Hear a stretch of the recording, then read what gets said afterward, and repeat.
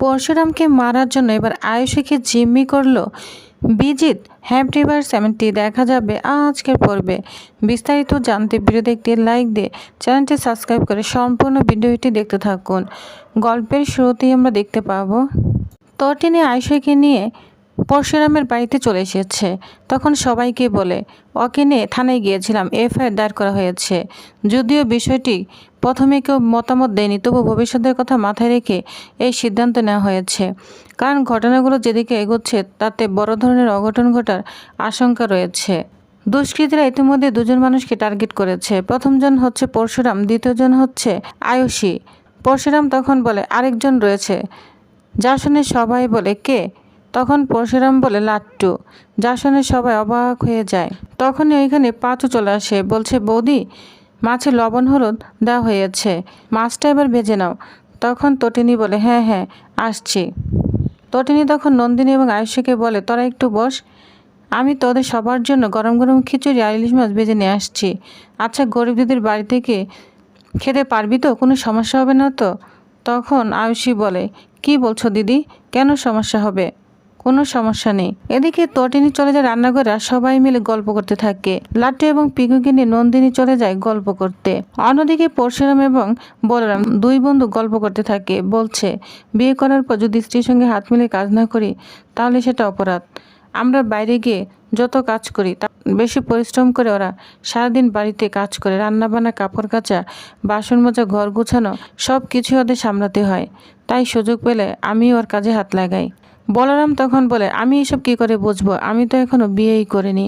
পরশুরাম তখন বলে হ্যাঁ তাই তো বলছি, আগে বিয়ে কর তারপর বুঝবি সংসার বলতে কি জিনিস। এ নিয়ে দুজন মজা করতে থাকে। এদিকে আয়ুষের ফোনে তখনই ফোন বেজে ওঠে। ফোনটা করেছে বিজিত, বলছে তুমি এখন কোথায়? আয়ুষী বলে আমি জামাইবাবুর বাড়িতে আছি। বিজিত বলে তুমি যখন বেরোবে তখন জামাইবাবুকে নিয়ে বেরোবে, বলবে আমার ভয় লাগছে, তোমাকে যেন বাড়ি পৌঁছে দেয়। এরপর আমি রাস্তায় ওকে শ্যুট করে দিব।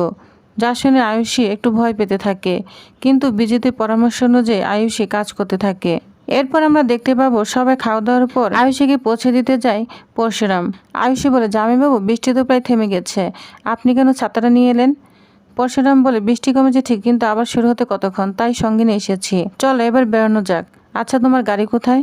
আয়ুষী তখন বলে আমি কোনো গাড়ি নিয়ে আসিনি, কারণ সাধারণভাবে চলতে আমার ভালো লাগে, এই যে গাড়ি বাড়ি এসব লোভ দেখানো না আর ভালো লাগে না। আমার জন্য অনেক কিছুই করেছেন, আপনার কাছে আমি সত্যি চিরকৃতজ্ঞ। আমি আজকে গাড়িতে ফিরবো না, আপনি যদি আমাকে একটা ক্যাব বুক করে দেন তাহলেই ভালো হয়, আর যদি সেটা না হয় তাহলে আমাকে একটা বাসে তুলে দিন, আমি বাসে চলে যাব। যা শুনে পরশুরাম অনেকটা অবাক হয়ে যায়, বলছে কি বলছো, তুমি বাসে যাবে? তখন বলে হ্যাঁ যাব। পরশুরাম কিছুক্ষণ চুপ থেকে বলে আচ্ছা তাহলে রিক্সায় উঠিয়ে দিই। আয়ুষী বলে না না রিক্সা লাগবে না, আমি বরং বাসে চলে যাব, তুমি আমাকে বাস স্ট্যান্ড পর্যন্ত এগিয়ে দাও তাহলেই হবে। এরপর দুজন পাশাপাশি হাঁটতে শুরু করে। বাইরের সবকিছু স্বাভাবিক মনে হলো আয়ুষের ভিতরে ভিতরে অনেক ভয় হচ্ছে। সে জানে তাদের প্রতিটি পদক্ষেপ কেউ একজন নজর রাখছে। হাঁটতে হাঁটতে জামাইবাবু হঠাৎ কথার প্রসঙ্গে বদলে বলেন তুমি শকুনের নাম শুনেছ? আয়ুষী অবাক হয়ে বলে হ্যাঁ শুনেছি, কিন্তু হঠাৎ প্রশ্ন কেন জামাইবাবু? তখন পরশুরাম বলে ছোটবেলায় নিশ্চয় রামায়ণ মহাভারতে গল্প পড়েছ। আয়ুষী বলে হ্যাঁ পড়েছি। আচ্ছা শকুনি যে পাশা বানিয়েছিল তার ইতিহাস জানো? সে জানতো যতবার পাশা ফেলবে ততবারই সে জিতবে, কারণ খেলাটা শুরু হওয়ার আগেই জয়ের হিসাব সে করে রেখেছিল। আয়ুষী তখন অনেক অবাক হয়ে যায়। তখন বলে আচ্ছা আপনি কি বলতে চাচ্ছেন, আমি তো কিছুই বুঝতে পারছি না। পরশুরাম বলে আমি শুধু বলতে চাচ্ছি এ যুগে অনেক মানুষ আছে যারা ভাবে তারা খুব বুদ্ধিমান, তারা মনে করে সবাইকে ফাঁদে ফেলে নিজের মতো করে খেলবে, কিন্তু একটা কথা মনে রেখো সব হিসাব সব সময় মেলে না। আয়ুষী তখন কিছুই বুঝতে পারে না, শুধু চুপচাপ হাঁটতে থাকে। হঠাৎ জামাইবাবু তার দিকে তাকিয়ে বলে তুমি বলেছিলে গাড়ি আনোনি, কিন্তু আমি তোমার গাড়িটা নিয়ে চোখে দেখে এসেছি। যা শুনে আয়ুষী আরও ভয় পেতে থাকে। সে তখন তুতলামি করতে শুরু করে দেয়, বলছে আপনি কি বলছেন? তখন বলে হ্যাঁ শুধু গাড়িটাই নয়, গাড়ির নাম্বার পর্যন্ত আমি দেখে নিয়েছি। যা শুনে আয়ুষের মুখের রং আরও পাল্টে যায়। সে বুঝতে পারে তার মিথ্যা ধরা পড়ে গিয়েছে। জামাইবাবু আবারও বলতে থাকে আমাদের বাড়ি থেকে একটু দূরে তোমার গাড়ি দাঁড়িয়েছিল, তাহলে তুমি আমাকে কেন বললে যে গাড়ি আনোনি? কেন আমাকে বাস স্টপ পর্যন্ত হাঁটিয়ে নিয়ে এসেছ? আয়ুষী কোনো উত্তর দিতে পারে না। সে শুধু বলতে থাকে আপনি কি বলছেন, আমি কিছুই বুঝতে পারছি না। ঠিক সেই মুহূর্তে পরশুরামের আয়ুষের ফোনের দিকে চোখ পড়ে। তিনি দ্রুত ফোনটি নিজের হাতে নিয়ে নেয়। তখন আয়ুষী বলে, জামাইবাবু আপনি ফোন নিচ্ছেন কেন, কি করছেন? পরশুরাম ফোনের স্ক্রিন নাম্বারটি দেখে তার মুখের অভিব্যক্তি বদলে যায়। তিনি বুঝে যান আয়ুষী কোনো সাধারণ ভুল করেনি, এর পিছনে আরো বড় একটি ষড়যন্ত্র লুকিয়ে আছে। আয়ুষী ভয় পেয়ে যায়। সে তাড়াতাড়ি ফোনটা নিজের হাতে নেওয়ার চেষ্টা করে, কিন্তু পরশুরাম তাকে থামিয়ে দেয়। এরপর তিনি একের পর এক কথাগুলো বলতে শুরু করে।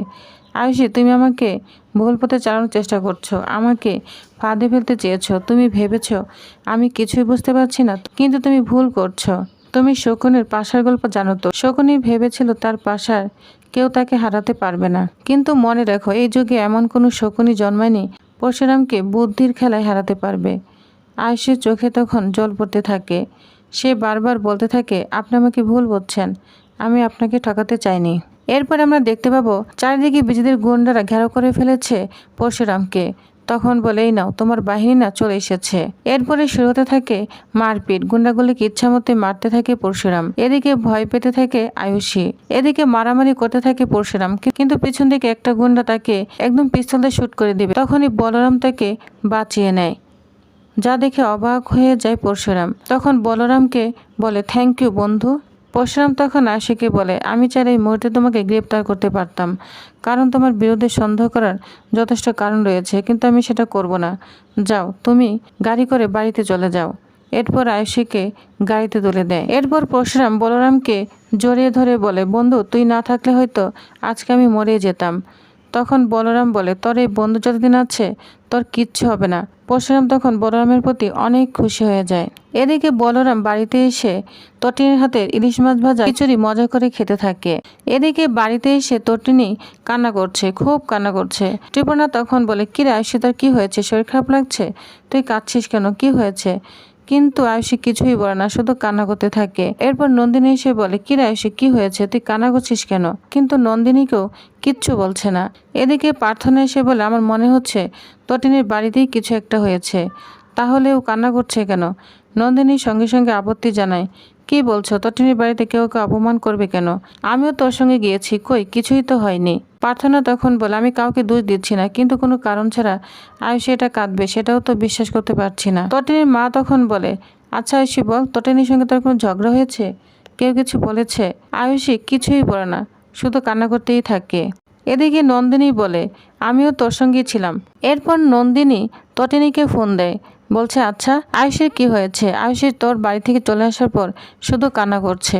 তটিনী বলে, কই আমার বাড়িতে তো কিচ্ছু হয়নি, ও কান্না করছে কেন? কিছুই তো বুঝতে পারছি না। ও তো খিচুড়ি ইলিশ মাছ খেয়ে ওর জামাইবাবুর সঙ্গে চলে গিয়েছে, ওর জামাইবাবু এগিয়ে দিতে গিয়েছিল। এরপর নন্দিনীর হাত থেকে বৌমনি ফোনটা নিয়ে নেয়, বলছে, তটিনী আমি বৌমনি বলছি। আচ্ছা তুমি কি জানো আয়ুষীর কি হয়েছে? বাড়ি ফিরে শুধু কান্না করেই চলেছে। আমরা সবাই ওকে অনেকবার জিজ্ঞাসা করছি, কিন্তু কোনো কথাই বলছে না। তটিনী বলে, আমি কিচ্ছু জানি না, ও এখান থেকে স্বাভাবিকভাবে বেরিয়েছে। আমরা সবাই একসঙ্গে বসে খেয়েছি, গল্প করেছি, কেউ ওকে অপমান করিনি, কেউ খারাপ কথা বলেনি। তখন বৌমনি বলে, আমরা সবাই ভেবেছিলাম হয়তো তোমাদের বাড়িতে কিছু হয়েছে, তাই তোমাকে ফোন দিয়েছি। তখন তটিনী বলে, তোমরা কি ভাবছো আমি আমার নিজের বোনকে কেন অপমান করব? দিদি হিসাবে বকাঝকা করতে পারি, ভুল হলে বোঝাতে পারি, কিন্তু অপমান সেটা আমি কখনোই করব না। বৌমনি তখন বলে, তুমি ভুল বোঝো না, আমরা তোমাকে দোষ দিতে চাইনি, শুধু কারণটা খুঁজে বের করার চেষ্টা করছি। তটিনী বলে, আমি জানি, কিন্তু কথাটা শুনে খুব কষ্ট পেলাম, কারণ এই বাড়িতে যদি কেউ আমাকে সবচেয়ে বেশি বুঝে থাকে তাহলে সে তুমি। আর আজ তুমি আমাকে ভুল বুঝলে, তাহলেও তো খারাপ লাগারই কথা। বৌমনি বলে, আমাকে ক্ষমা করে দাও, সত্যি আমার কথার জন্য যদি তোমার কষ্ট হয়ে থাকে আমি আন্তরিকভাবে দুঃখিত। আমরা সবাই জানি তুমি আর শিবপ্রসাদ কখনো কাউকে অকারণে অপমান করতে পারো না, কিন্তু আয়ুষীর এই অবস্থাটা আমাদের খুব ভয় পেয়ে দিচ্ছে। এদিকে বলরাম শুধু তটিনীকে ডাকছে। তারপর তটিনী বলে, ঠিক আছে বৌমনি, আমি একটু পরে ফোন দিচ্ছি। এদিকে বলরামকে ইলিশ মাছ আর খিচুড়ি খাওয়াচ্ছে তটিনী, আর বলছে, আচ্ছা তোমার বন্ধু কোথায়, এখনো খেতে আসছে না কেন? তখনই ওইখানে পরশুরাম চলে আসে। এদিকে পরশুরাম এসে পাটা মুছছে। তখনই পায়ের দিকে চোখ পড়ে তটিনী, বলছে, তোমার এখানে চোট লেগেছে কিভাবে?